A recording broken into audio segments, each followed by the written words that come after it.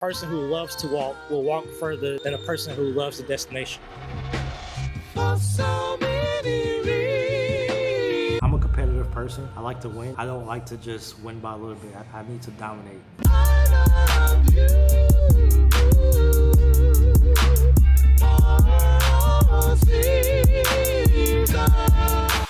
All right, so today, one of my biggest fears. All right, so I'm back in Dubai. It's been a rough kind of 10, 11-ish days since I've been back. I brought something back with me from China, and it was the worst thing I've experienced in a long time. This was worse than COVID for me, but I'm better now, alhamdulillah. Now I'm going to try to lock back in. That time period for me, being sick and down and out like that is rough for me, not physically, but mentally, because my mind and my body are fighting against each other. It's like my mind has so many things it wants my body to do, but then my body is like, nah, G, I gotta sit down. So now I'm trying to make up for what I feel like was lost time. So this week, I have a lot that I have on my plate when it comes to outreach, making sure I get everything back on track and handling things with the team to make sure everything is going as smooth as it can go. But yeah, my energy is not all the way back yet, but I'm alive.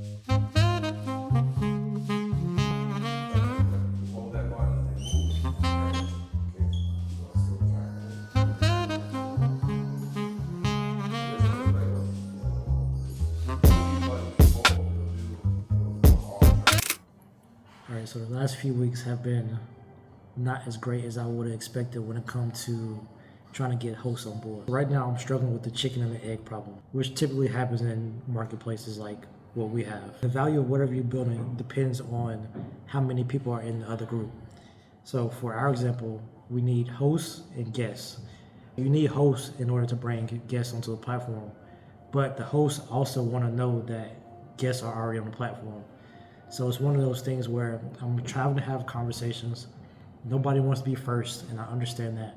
So now we're checking off the list of like incentives to give them for being early users or early hosts. The audience that I thought was going to be the easiest on board, aka the studios, like the photography studios, videography studios, are actually the hardest, because what I'm finding is that they already kind of have this set way of doing things, and they feel like a platform is either going to get in their way, or maybe they are looking at it as competition.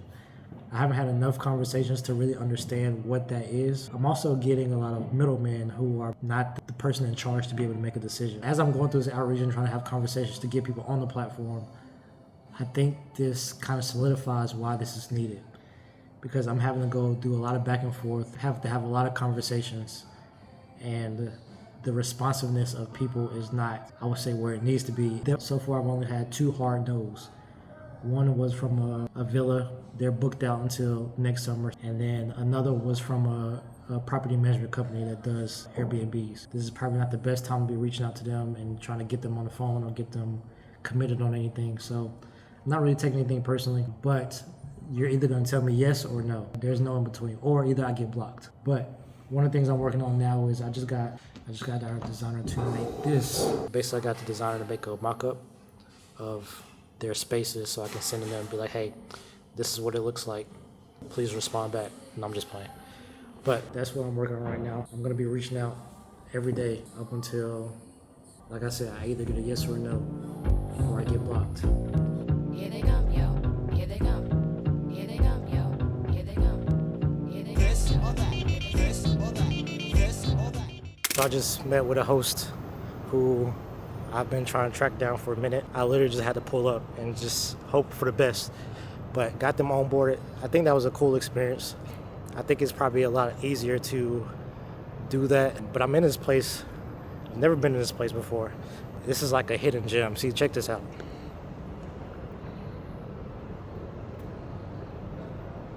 Everybody's receptive of being on the platform, but it's just so hard to get in contact with them, especially when it comes to finding the right people and finding the person who I should be talking to. So it was good for me to pull up on her and just see her space, get her to sign up on the platform, see how the experience is for her. and then get going. But she also told me that there's a few spaces on my list that are in this area. Oh, actually, this is one of the spaces. Okay, so she's not there. The other host I spoke to told me that she's kind of in and out whenever they have events. But this host, I'm trying to put her space on the platform. I just been struggling to get in contact with her. So we tried to set up a meeting many times, but it was always something else.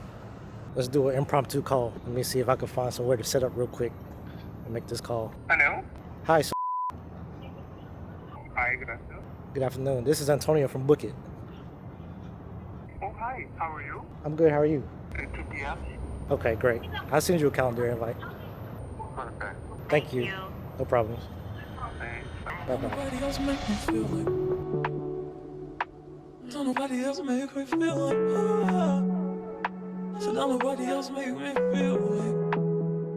Yeah. When you think about a series, you think about like a cooking show or just like a show in general. It has the same format, it has the same style. So when I say series for socials and shorts, like what you just mentioned, he has the same hook or he has the same intro or he has the same style with the green screen. So it's like that is his series basically. So I 100% agree with what you're saying. That's what I want to do, but I want to find my style. I'm not the talker. I'm not the person that that I will talk to the screen all day. One of the issues that I'm having right now is getting hosts on a platform. So people who have spaces that want to list on the platform. It's been surprisingly very hard to get them on because here in Dubai, nobody wants to be first, which sucks.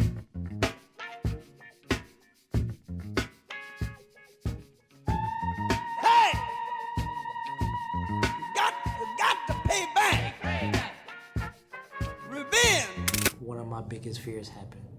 Now, I know that sounds a bit dramatic. By the time I get to the end of this, you're probably gonna be like, you are very dramatic. But this is gonna be something that keeps me up tonight and probably 10 years from now. I'm really gonna think about what happened today. So, just a little backstory. I was never really a good speaker growing up as a kid. Now, I think maybe elementary school is when I started taking like speech classes. And I was taking speech classes because I used to stutter a lot, but also I used to struggle getting my words together. And I used to use wrong words for things that I was trying to say. But ultimately got out of that. But as I got older and like, you know, once you start getting to the age of middle school, you start having like presentations and stuff like that. I was never the person you wanted in your group to present. Everybody knew that, I knew that. But over time I basically kind of learned like what it is for me. And a lot of it had to do with like anxiousness and like anxiety and those type of things. I got really good at asking questions. So when it came to conversations, I got really comfortable with people, like one-on-one.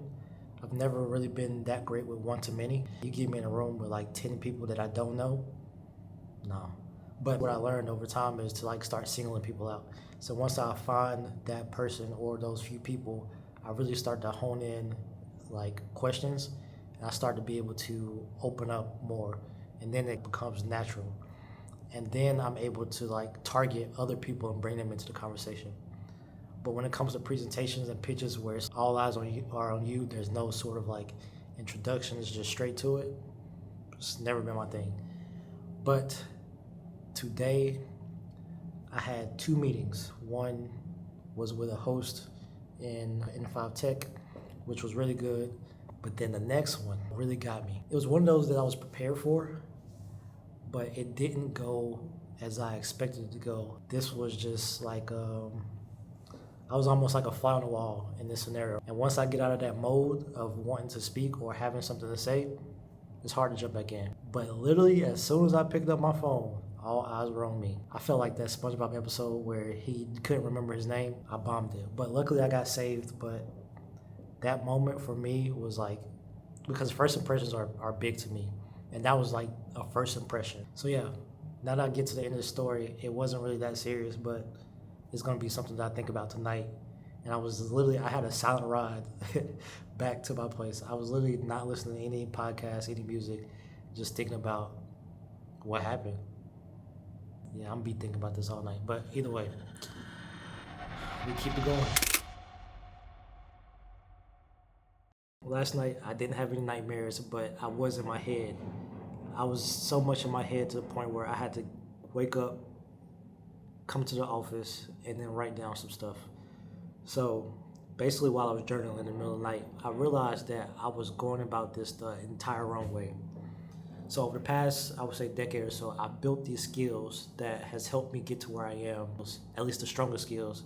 And I was focusing on what I want to get better at. I know I'm not the best speaker, but I want to be better at it because I know there's limitations to where you can go based on your speaking ability. So I want to get better at that. But it's almost like I forgot how I got here and all the skills that I built up to today. So after journaling, basically what I realized was my voice has always been a camera, right?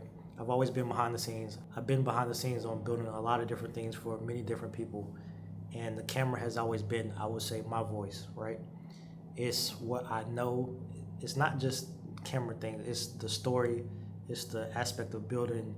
It's the behind the scenes, everything that it takes from idea to inception. I'm really strong at, right? Now, this past year, I put myself out there a bit more, being in front of the camera, talking to the camera like this, and just really kind of being more on the scene of things. So now it's time for me to change from my operations hat to my marketing hat because I think that's my strongest suit. Now I think I really need to leverage the skills I've been building for the last decade or so. I don't know if you are, but I'm definitely an overthinker. And sometimes it takes a lot longer for me to kind of get back to my baseline of being able to see the actual reality. So like there's the ideal you versus the real you. So I have this ideal me that is where I kind of want to be, but then there's a real me about where I am today. So I'm focused on closing that gap, but sometimes I focus too much on what that gap is and not where I've kind of come from.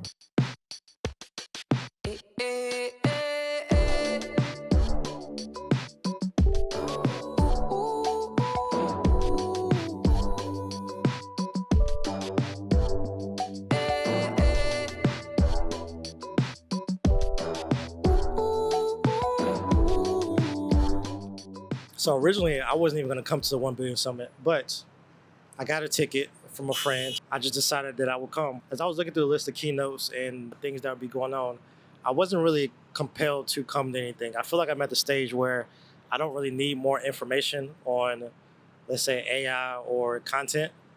It's just more so I'm in a stage of action. But there is one speaker who I've been following for a while. I came to his keynote last year. His name is Chris Do. And the title kind of resonated with me. In this keynote, he had a quote that said, "The person who loves to walk will walk further than a person who loves the destination." And the reason why this kind of stuck with me is because I've created content. This is not my first rodeo, but I never had a reason why I would want to continue. And this is something that goes back to some things that I've learned over the past few years is being in love with the process, which is falling in love with the process and not the actual destination.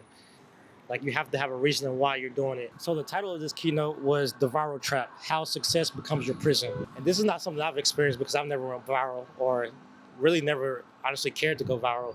But the concepts he talked about inside the video, inside the keynote, were actually something that I've never thought about.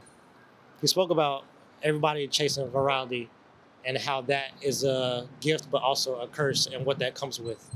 So by the end of it, he really gets down into authenticity and understanding why you're creating content or why you're building a personal brand or why you're doing whatever it is that you're doing. Okay, cool. We're about halfway through. Okay, number 3, the prison. Okay, what happens is when you go viral, well, what do? You try to repeat that. You might have been an experiment. You might have done something really goofy. You might have put ice on your face or something. Now every video you gotta throw ice on your face. So you become a caricature of yourself and you no longer feel like it's you who's showing up. So you become a slave to the algorithm. This is why it's a prison. Brendan, hate me later, but I'm gonna keep moving on. There's this idea, it's called the authenticity gap, okay? It's the space that exists between the real you, who you are in private to your very best, most trusted friends, and how you show up in the world. Like, I don't sit in the hotel room with my skirt on. It's too uncomfortable. This is how I show up here. So I am in some way operating as a persona or a character of myself. I'm wearing a hat, I have a mic. These aren't normal things I would do if I was sitting there in the living room watching TV. There's no need for that.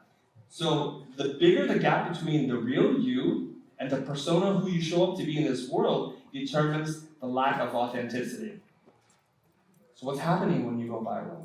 You show even less of yourself. You become a prisoner of your own stupid success.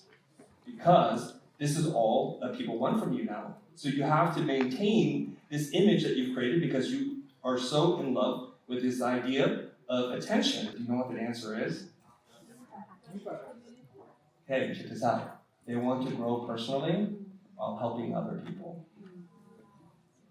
Amazing! You're like surprised? You look at his eyes, he's got 3 times bigger on me. It's like, bullshit, bro, you're blinding me right now. No, I'm just kidding, okay? So maybe the goal in creating content should be personal development, to better ourselves while helping other people. That, to me, is worth more than going viral. What happens if you don't achieve that? You learn. Because in life, you either win or you learn. So it didn't work. Cool. It's an opportunity to learn. And if you keep paying attention to the lessons, you will eventually get there.